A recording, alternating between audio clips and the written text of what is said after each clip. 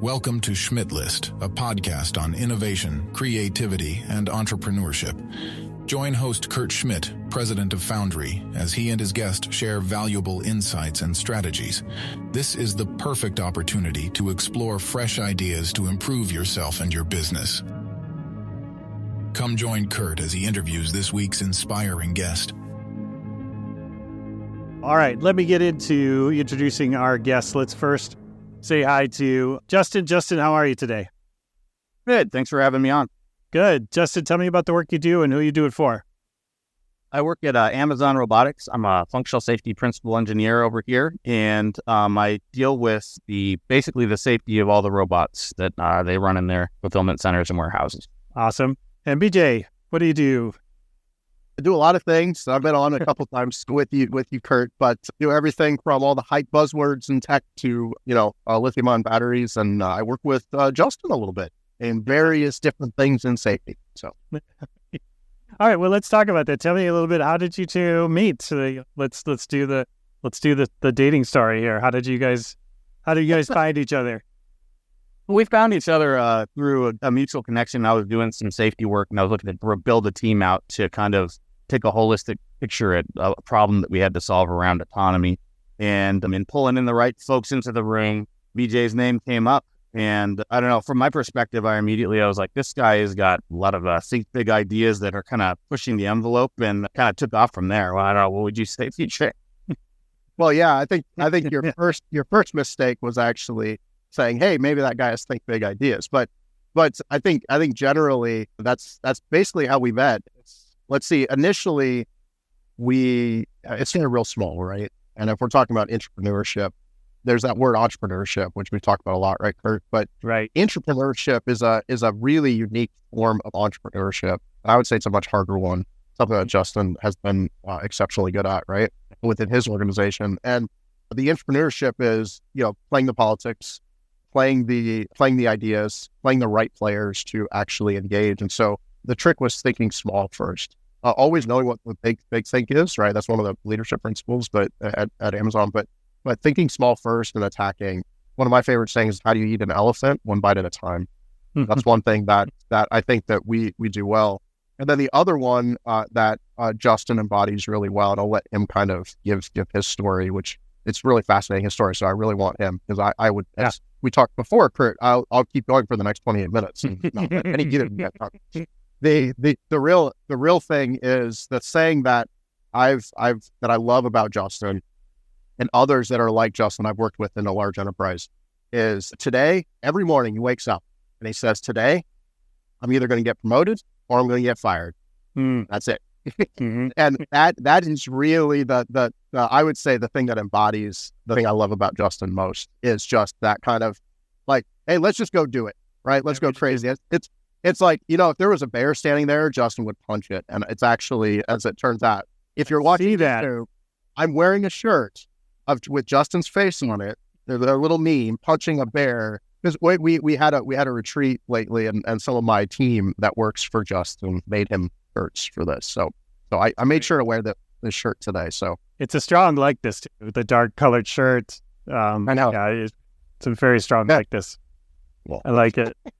Well, let's ask Justin. So when you hear the word intrapreneur, right, that the internal entrepreneur, what comes to your mind? What sort of characteristics, qualities, philosophy do you carry into that?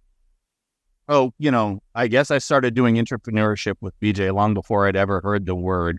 But I think biggest thing I like about BJ's description is that you need to just go in there, find out what the big vision is, focus in on the first step on it, and just go for it, rather than pontificating about what was the best way or the most strategic way. I think just taking action, taking the first step, and kind of, I'm one of those people that when we build stuff, I'm kind of a build it, break it, fix it, and move on approach. And I think that when we look at like the integration of new ideas in large organizations, that was the big thing that was my takeaway there, is forget talking about doing it, just go out and do it, is my thing.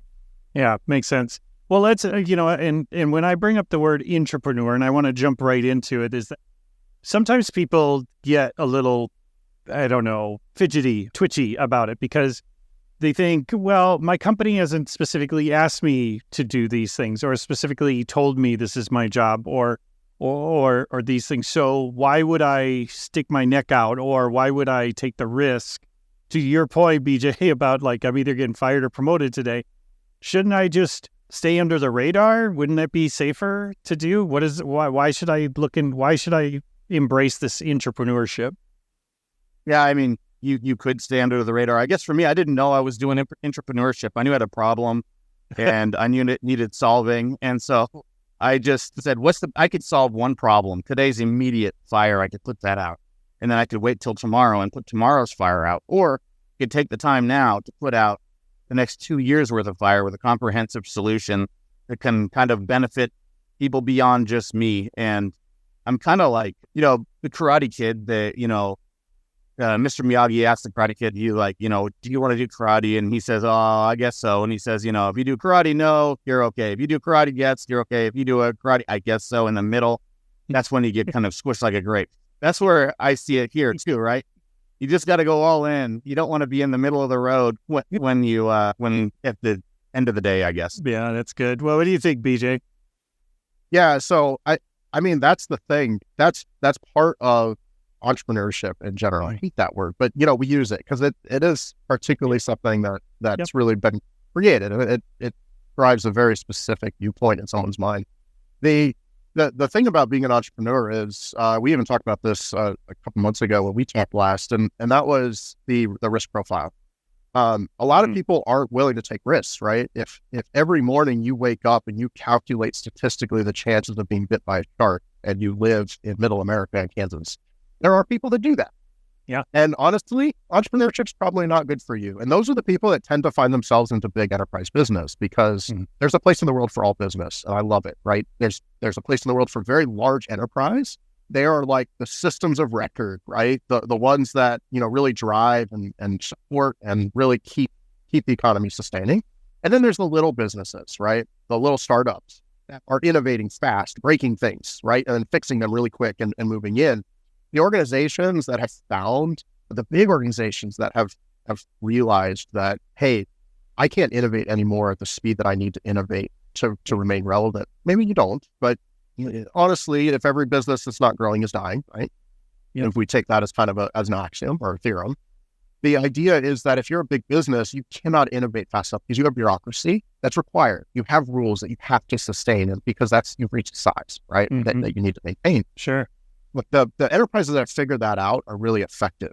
Amazon is one of them. They're very effective at identifying how they support smaller business and businesses smaller than them, which is most in the world, right? To be able to still drive innovation. And even organizations within Amazon are really effective at that, like little pockets. But here's the thing. Organizations are not things, right? They're full of people.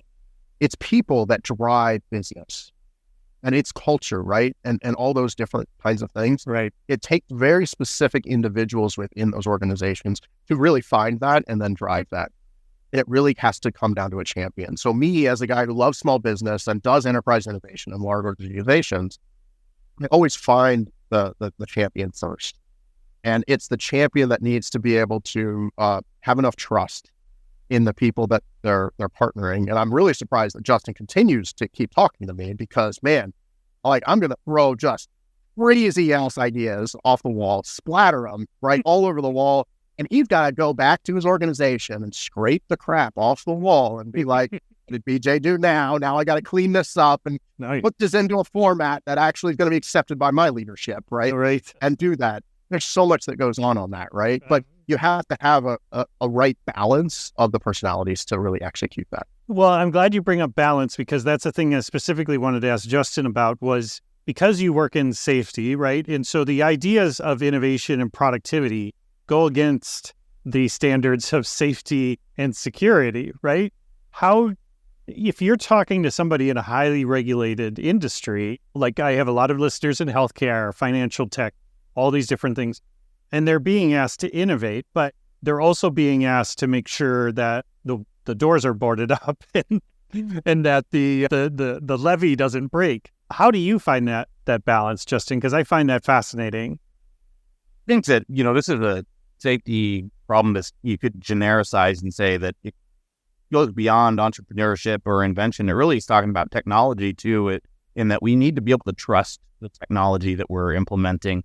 We need to be able to invent at the same time. And how do you trust something that hasn't been invented yet? And I think that for me, the way that I've been, or the approach that we've really taken that's been successful is first principles. You've got foundational safety built into first principles that are tech agnostic, entrepreneurship agnostic. And if you take those principles and apply them in new and innovative ways, you can trust the principle in its implementation in a new technology or a new product, such that you could kind of push the boundaries there. And I think that that's something that BJ and I've been kind of successful with in the past, is the fact that he can kind of understand the first principles of safety. You can take that and align those first principles with a standard even. And then you could say, okay, the standard was meant like for something that was, maybe invented in, the way we thought about safety in the 80s or something. But now we're applying it to brand new tech, but the foundational principle still applies just the way it did there. And that's where the creativity and kind of some of the exciting part of what we're doing comes in. Yeah, that makes sense. Well, but again, to your point, there's great pockets of these innovation areas, but in order to make something really have impact, you've got to work across groups, right? And those people might not have that same attitude or goal. How do you bring new ideas internally in a way that you can start to get buy-in? What has worked for you? What hasn't? What would you warn people about doing? I think communication and strategy and what you communicate, how you communicate, who you communicate to. And it's like a product insertion anywhere. You've got to get that right first product inserted into the right market for it to take off. And in our case, that's the same thing in a big organization. I'm lucky that my management structure and chain really understands safety. They also understand, because they understand safety, they understand where the pain points are. So problem definition isn't an issue.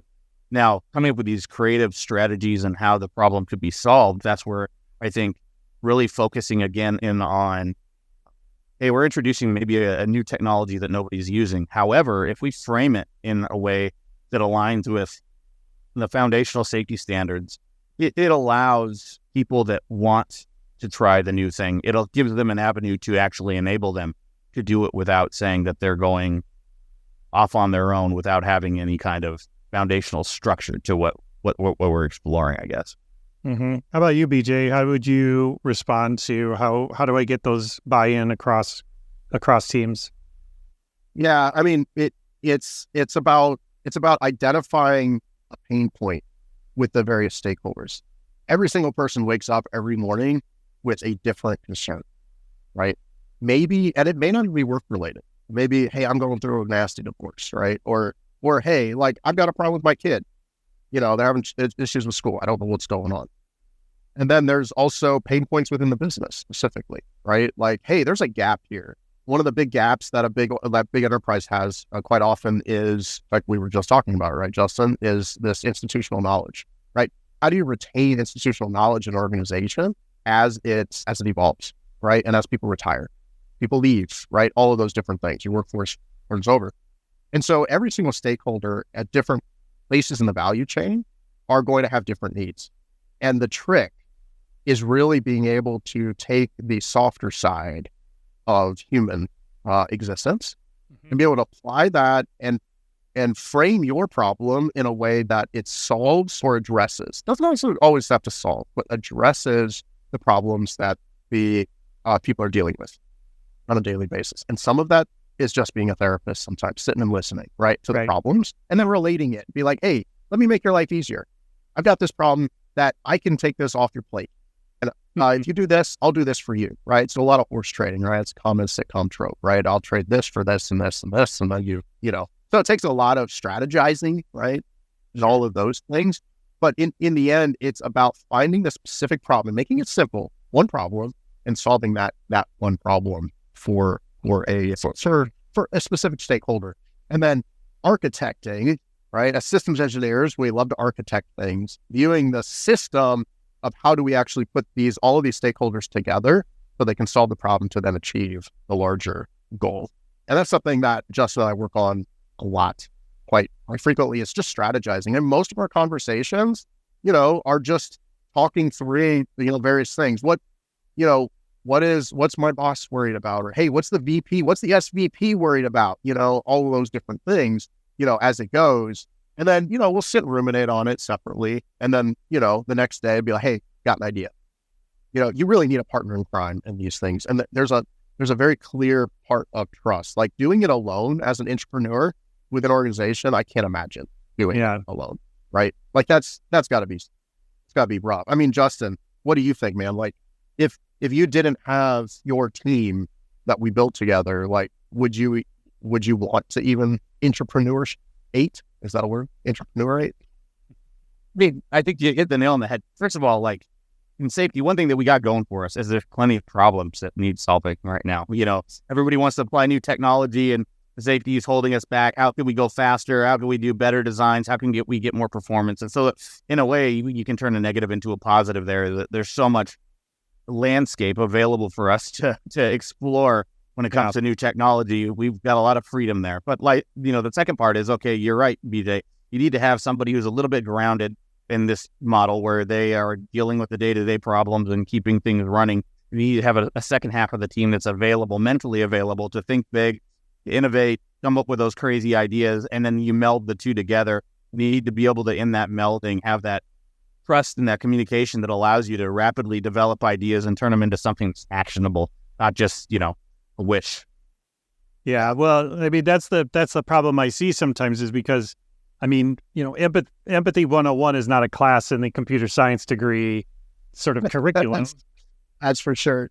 Right. It's who's the best idea wins, right? That's what we're kind of taught. And I find that senior people, as they're growing in their careers, they're seeing that those soft skills are as much or more important in actually making an impact in their work. It's not that I can code better or I can architect better than other people.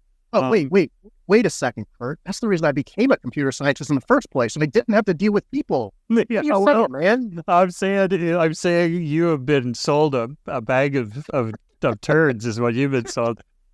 It's no good. It's no good. Yeah, well, but that's the point, right? Is that I think that if more of these organizations spent more time in how they're developing leaders, and I don't mean leaders like in VPs, SVPs.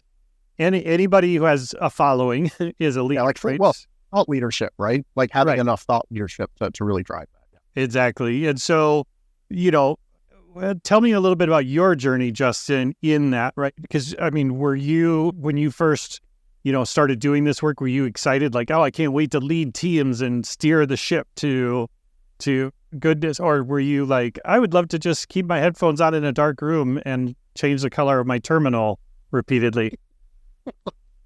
What were your dreams? Way more. I was way more in the first category. I kind of like functional safety and safety engineering wasn't where I imagined my career going when I was young. And I've always kind of had a think big personality. And through like a series of events, I ended up here. So for me, I always was seeking the ability to take on additional leadership, to bring around innovation and to kind of really try to get something over again. It sounds like it's freaking out. You cut out a little bit there. Go blow on those clouds out there. Yeah, right. I can see it. I'm more of I've always imagined myself trying to be disruptive and to do new things. That's been my passion. I don't like to do the same things over and over. And so this was actually kind of feeding kind of a personality trait that I had already embedded in me that allowed me to take kind of my professional career, which was very structured, and combine it with my desire to. So you can say, no, I don't want to tell this story, but I think when you went to graduate school, I think this story like sums up everything. Are you willing to tell us this story? Because this is a great story. Tell us. Yeah. Oh yeah, I mean, I guess the story about pushing. That was younger. I had brilliant motorcycle riding, and one of the key things in motorcycle riding and in safety in general is your ability to define where safe limits are and not exceed those. And I was still learning, we'll say. And so I went on a motorcycle ride with my buddy, and we did all the things that you should do right. We identified where we're going, point where we're going to turn around, who we're riding with, and we defined all these limits. And then we get out there, we're riding some canyon roads, and, we're really having fun. And I see It's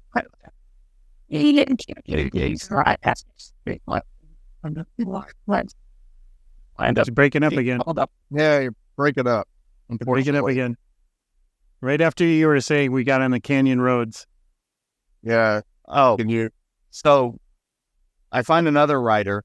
We're riding down the canyon road. We end up, having more fun than we should have. I pass my stop point.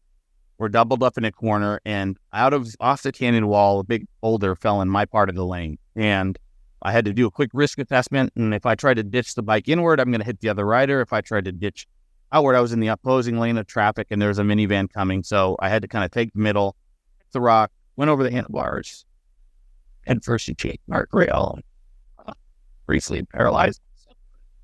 Oh, now you broke up. You broke up right at the main part. Breaking up at the exciting part. The exciting part, yeah. So, all right, sorry, go back to the boulder comes down. So, I could either go it's the bike into the center of the corner and hit another motorcycle rider because we were doubled up. I could try to ditch out and go to the opposite lane of traffic, but there's a minivan coming. So I had to kind of take the middle and hit this rock, which kind of sent me over the handlebars, and I went headfirst into a guardrail. And woke up, and, I was briefly paralyzed from the neck down. They took me to the hospital. And very quickly, I had to stretch the nerves in my neck, essentially. And very quickly, I started gaining function back. But this would all happen on Friday. Two grad school for safety. Nothing. And so I had one weekend thinking, hold on. Was able to. Yeah, go back to it all happened on Friday. That happened on Friday. Let's go in first. Nope, still happening. Go back. Move around. I don't know. All right, yeah. So there you go. You're back. Yeah. So I wrecked on a Friday afternoon, and then I had until Monday morning to kind of get myself put together because on Monday was the first day of my master's in safety program, and it was the introductory day. So Monday morning, essentially, I had to show up. I showed up. Class a little late, but nope. There. Oh man, it's all going fine, and then it just goes boom. Right, it just falls off a cliff. Yeah. Hold on. My back. No, not yet. Not yet. Seeing if I can do anything on my side here, real quick. You back there, Justin? Yeah, I see myself. Okay. Oh yeah, the video. It's really the audio. I kind of wonder if it's. Yeah. Okay. All right. Let's try again. Start with Monday, right? You had to be in class Monday. So, this incident happened on a Friday, and I had the weekend to kind of put myself together. The following Monday was all this. Man, it's like every time. It's like every time it knows it's happening. It knows it at this point. Yeah. It's just fucking with us now. Yeah, it really is. Okay. Like move. I don't know. Move your headphones around. I don't know. It almost sounds like a Bluetooth thing. It's weird. It is kind of weird. Yeah, I wonder if it is like a Bluetooth interference thing here. All right, how am I sounding now? What if I did? Yeah, I can hear that. Let me see if I can just physically move my computer a little bit somewhere. Who knows? Let's try that. All right. Monday morning.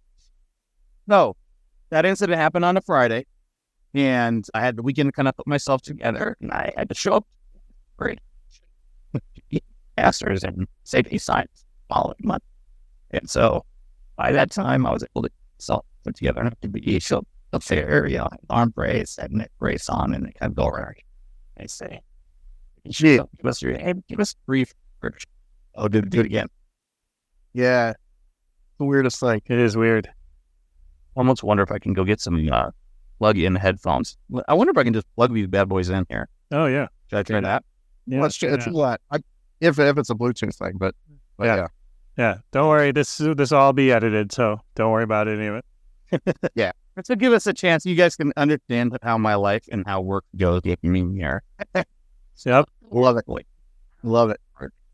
Yeah, it does sound right.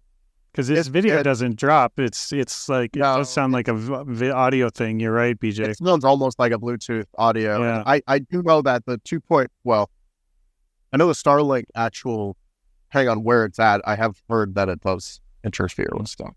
Okay. All right. Can you guys hear me now? Whoa. Yeah, much better. Try that. Let me just adjust my volume here a little bit. Can you say something? Yep. Say something. All good? All right. Is it working now? All right. Say something. Yeah. Okay. All right. So the incident happened on a Friday. I had the weekend to kind of recover a little bit and got the use of my arms back pretty quickly. I could use them a bit, and my legs were still a little bit lagging behind. So show up to school Monday morning and, got the neck brace on, arm sling. I'm in a wheelchair, had to have somebody push me in. And they kind of go around the room and they say, tell us a little bit about everybody, introduce yourself and give us your name and why you're interested in safety, right? And so that kind of was my opportunity to just say, hey, my name is Justin Croyle, and apparently I have a lot to learn about safety. And everybody got a kick out of it. And last I heard, they were still telling that story occasionally back at school to this day. So that was kind of my introduction to safety, but it also kind of is a great case in point, which is, life has got a lot of risk assessments associated with it, and you've got to find the right risk profile for you. And this was a great place for me to actually start my safety career, right? Which is, okay, you got to have some useful limits, and you can't do nothing. It's not like I stopped riding motorcycles, but I didn't ride them the same way moving forward. I was going to say, you probably changed your approach, right? That's actually a really interesting, I don't know, parallel with functional safety, right? Like that the concept of risk assessment and how you connect like functional safety and entrepreneurship. I mean, and I think we've talked about this before, Kurt, where I've done my career is moving into areas and different industries that are ripe for innovation and require innovation. And functional safety is one of those.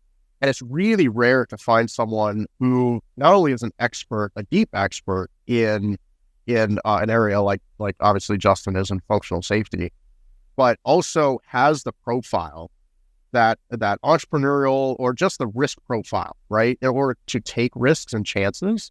Because if you think about it, if there's industries that exist, healthcare is a really good one. I work in that too, as you know. There's typically you self-select into these industries because you are a relatively good fit for those industries. And one of the big I would say big like flags or big attributes of those industries, right, is the risk aversion, right? In healthcare, we deal with human lives, right? We can't just be pushing out Gen AI, which, oh, by the way, we're trying to do, and LLMs into healthcare because, well, there's a lot of risk associated with it because people's lives depend on it. Same thing with functional safety, right? A regulated safety critical application, there's no room, right, for crazy, back of the envelope calculation. That's all very, very strict. And so if you're self-select into those things, you typically have a very compatible risk profile. And so it's very rare to find someone that really does embody not only the principles of what's required from a regulatory strict risk profile, but also has that personality to take risks in the innovation. And that's why you don't see innovation in these industries. And when I find someone like Justin that's willing to do the intrapreneurating, we're coining that term because it's an awful term, makes no sense, but I love it. We'll keep going. To intrapreneurate, to innovate inside of a regulated, old, very stodgy, perceptively boring industry, right? And magic happens. And I think that's kind of what we're kind of driving is let's make some magic happen in this. So using things like Gen AI and LLMs in regulated industries, doing things like pushing out structured big tool sets to address these types of things. I mean, those are some of the things that, are generalized to all these industries. It's something that if you have the right team and the right risk profile, that's really what you really truly can make magic happen. Yeah, it makes sense. Justin, I wanted to ask you because one of the things I learned early on in my career was, if I did have these big innovative ideas, if I came in with this huge change, which I saw the vision for, I thought this is going to be good for everybody. And I just dropped it on the table And I was always surprised that people weren't like, oh my gosh, thank you. You just saved the world. You helped me out so much. I'm so appreciative of it. And what I learned is that if I didn't take people on the journey with me on how I got to there, they weren't as invested. Is that something that you've experienced as well, Justin? Now, early on, I had some ideas of my own that were kind of like the big idea, and I dropped them on people, and I was shocked when they were, both surprised and maybe a little skeptical that I could follow through on that, given that I had no actual industry experience in doing anything remotely similar to that before. And so I had to kind of learn my lesson, which was, okay, like you say, take them on a story. I'm here, I've done this thing, and here are the iterative steps that can get us towards that larger goal. And here's why I think that I can grow myself or grow my skills to enable, not only me, but this initiative to be ultimately successful. I think you hit the nail on the head. Yeah. I'm guessing it's the same with you, BJ, right? I mean, yeah, that's exactly. You have to, it has to be real, number one. I mean, I deal in a lot of buzzwords that Justin does too. We deal with a lot. You have to sift through and know which buzzwords to use and which ones are real, right? Which hype is actually real. Right. That's pretty rare.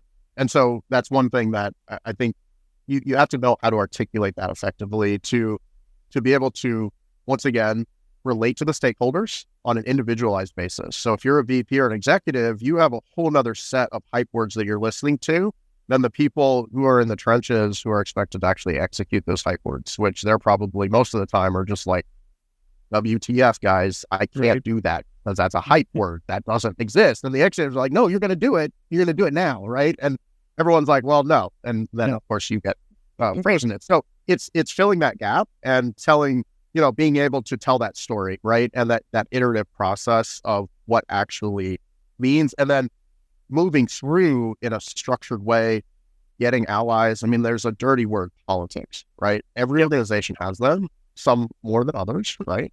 And in the end, really what ends up happening is, how do you play the politics? And I think in our world, and Justin, I'm curious, actually, I'll kind of ask you this question too, but in my world, transparency is key. You have to be completely transparent, and you have to drive trust with all the stakeholders. And as long as you're being transparent and honest and open about what you're doing, but not necessarily like giving away your secrets. I didn't say that, but being open and honest and transparent, reading people in as they need to know things, but also always making sure that everyone wins in the end. That's really kind of how I structure it. I know if the deal is good to be had. When I say a deal, it doesn't necessarily mean a money deal. It could just mean, hey, this new product I'm trying to push. This concept, right, to win someone over. As long as it's a win-win plus, right, for everybody, right, kind of works.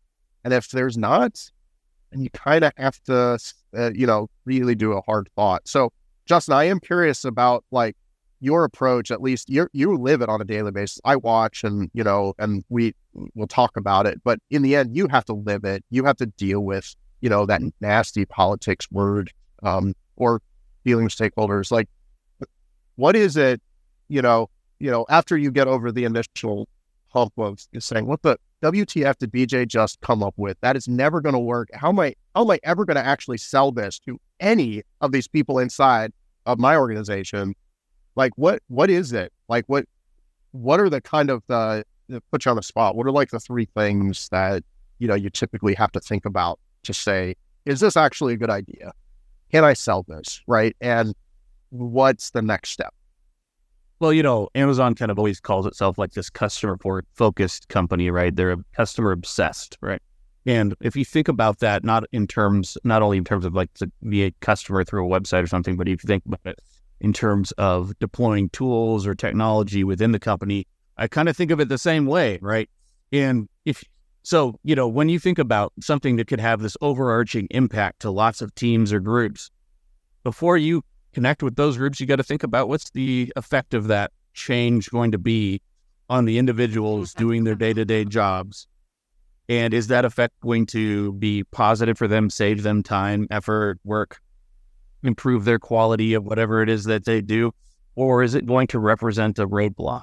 And I think a big part of communication is really thinking about that before you approach those parties and putting together that story of why you think, like you keep saying, you talk about the win-win, how things can be a win-win, or how you can engage with them so that they can help define their future and make sure that it's a win for them through collaboration. And when you just do this communication, I found that kind of using the safety level of ambiguity, when you're a safety engineer, you can't or you shouldn't be defining the implementation from the development team. Hey, you've got to code this line of code, or you've got to implement exactly this design.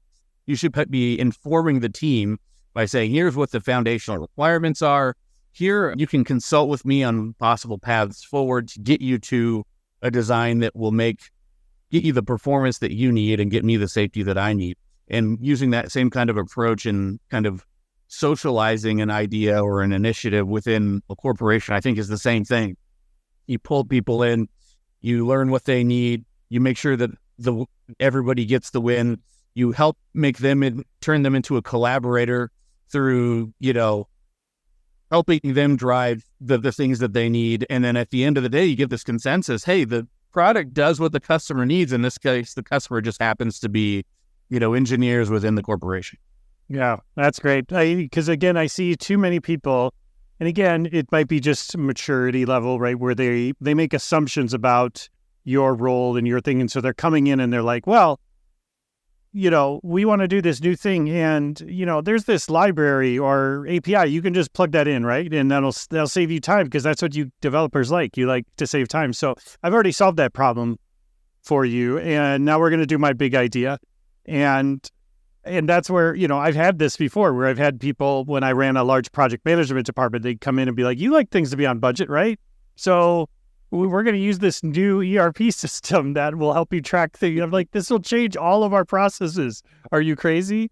But they're like, what? Don't you, I solved your problem. What's wrong with you? Right. So I think to your point, because you do want your big idea, but you've really got to understand, and I think, BJ, you alluded to this, is you've really got to explain the ROI and whether or not that's a financial benefit or these other things. What is the outcome people are going to get from these things? What does life look like on the other side, right, BJ? Yeah, I mean, that's exactly what it is ROI. I mean, one thing that Justin and I have been effective at, and the rest of our team, obviously it's not just us, right? We have a large team and another collaborator, and really it really comes down to when we got together. Big thing that Justin kept driving for us was, hey, we need to show that there's an immediate ROI. Now, what does a return on investment mean? Sometimes it comes down to budget. And it always does, right? The bottom line is always budget. But the thing that really struck to me was, if you're the sophistication of his organization was very high, and that is the scale at which it operates is pretty amazing. And so the ROI can be realized in various ways. Sure. So you're not just always about money. One of the ROIs was, hey, we saved engineering time. We saved it on the order of millions of dollars, tens of millions of dollars on this one thing that we did. And I wouldn't say it was simple, but it was a simple concept, right? But we actually were able to show measurable impact. Now, getting to showing the measurable impact, that was a pain, right? I mean, you had to win a lot of people over. You had to go through a lot of skepticism, the wading through, right? People looking at you kind of like, all right. I mean, we've even had people, VPs and everyone say, okay, all right, I'll let this happen for a year. Let's see what you do, right? And they'll even say that. And if you just keep delivering, then you earn more and more and more through that process. Yeah. And I think that's actually what it is. So calculated ROI is a very interesting thing. And if your organization is ready internally as to whether and how they calculate ROI. If everything is dollars and cents and a bean counter on a line item, in the end, the organization is probably not ready. Right. But if I value people time, and I value thinking time, and I value customer, interaction time, because I have metrics that can connect user experience, right? Like a user experience, time spent, and delight, right? Which is a popular UX word, delight, right? To actually some level of bottom line. That doesn't necessarily mean I use on a web page. It could be an engineer, right? Leveraging a tool. Also, the real if your organization is calculating ROI on that level, like one level down or even a couple levels down in sophistication on how they calculate it, I think your organization is ready. The idea is then find the people in your org that actually believe like you, that have that same risk profile, create a little team and then go after it, right? Yeah. And go outside. If those people don't exist, yeah, fine, go outside, find vendors that can help you, right? Yeah. And do it on a relationship basis. Don't do it on a thing. But I mean, it is right place, right time, right? When it comes down to it. But if those things are coming together, your organization is ready, I think, to do it. Not all organizations are ready, right? Yeah. I mean, so Justin, question for you then. Yeah. What made your organization ready, right? Like, what do you think the timing and place? And we've been doing this for like a number of years now, but like 2 or 3 years now. But what was the timing, right? In generalities, that really made it right for us, right? To do what we're doing. Yeah, I mean, the strategic timing, and I think the organizational history and their knowledge came together at the right time. We had an organization that kind of has management that understands functional safety. We're doing functional safety developed products, right? And they understand where the pitfalls are. And they know that in many cases, functional safety today relies on the experience and in some cases, the opinion of an individual engineer or assessor. And that's kind of a bottleneck. And they also know that because you rely on engineers, individuals, sometimes you can have variations in quality, and that's another pitfall. And when you combine that with the fact that we had a team that was really looking to scale and develop new products effectively and efficiently and kind of drive new technology in the products, the organization was right to have a solution that would unlock potential. And so yeah. I think another big thing that you were kind of talking about is like, getting back to soft skills. Now the organization's right. What do you do? And maybe you slow down to speed up. One thing that we learned and we have gotten better and better at is taking the time to really define what our understanding of the problem is and getting buy-in of the problem first. And then we can say, do our, call it a stakeholder analysis or whatever you want to call it. Figure out your customers, the people that you're going to collaborate with, figure out the effect on them. And then you present the solution after that. And I know that when I was young, I kind of wanted to jump to solution, even though we kind of had the solution in the back of our minds, but taking the time to go through that story arc, if you will, to get them to say, man, I want a solution, and then presenting it after they know they want it is important. And I still do that. I still jump way too fast, which is why Justin's like a perfect, like filter for me. They'll just jump right through it. I'll be like, wait, he's your regulator. let's hold up. I think super smart. It's really about that timing, right? And and for your listeners, Kurt, I have the secret to success because I get asked this all the time, right? What is the secret to success? And it's really 2 parts. It's very simple. First one is take advantage of every opportunity, and I think that's one thing that I think Justin embodies, and the people that I surround myself with are people that take advantage of every opportunity, and that changes through your career, right? If you're younger, you take advantage of all the opportunities. As you're older, you can be more discriminate in those opportunities because you're probably presented with better opportunities, right? And so, and we're all humans. We can't take advantage of everything, but be smart, right? So that's number 1, take advantage of every opportunity. And then number 2, and this is the real one, is get lucky. And so in the end, it's like, well, that's not a fair thing to say. So whatever, if you subscribe to a deity, if you subscribe to just karma, right? Whatever it is, that getting lucky is actually closely tied with that first principle, which is the opportunity, taking advantage of opportunity, because there's this really good saying, it's you make your luck, right? So I'll say this, and I'm being a little bit facetious when I say, right, take advantage of opportunity and get lucky. But the thing is, you're making your own luck, right? So you're identifying the opportunities and then being in the right place at the right time, which is really what it's all about. And so being able to take advantage of the opportunities, making your luck out of those opportunities is the key. And so the people that I tend to partner with, like Justin's a perfect example of this, a guy who's going to take advantage of the opportunities when he sees them and synthesize that information, and then being able to then, soft skill that into existence. I mean, those things, a lot of things have to come together and you have to get really lucky. But I mean, there it is. So if your listeners want the secret to success, there it is. Good luck. That's awesome. Thank you so much, Ben, Thank you so much, BJ, for sharing that. I really appreciate it. All right. We're going to wrap it up because I could talk to you guys all day long. I've got a million more questions. So we'll have to do this again, maybe later in the year or early next year. But Justin, if I want to get in touch with you, if I want to learn more about the work you do and just want to learn more from you, where do I find you? Just look me up on LinkedIn. I think I'm the only Justin Croyle out there. And happy to talk with anybody about safety-related stuff or intrapreneurship. Yeah. He is truly one of a kind. Him and his tinfoil hat, one of a kind. I could see that from the shirt you're wearing, because it's definitely one of a kind. All right, BJ, give me the spiel. Tell me how I get in touch with BJ and learn about all the businesses and entrepreneurial things he's doing. Yep, you can reach me on LinkedIn. I will not respond if you try to connect. That's my whole social media thing, but I will get in touch with you. So feel free to try to connect. It's not obviously it's not an insult if I don't connect back with you. It's just how I do it. I've said every time. And then because people will be insulted. I've had people insulted before. It's not you, it's me. Yes, it's not you, it's me.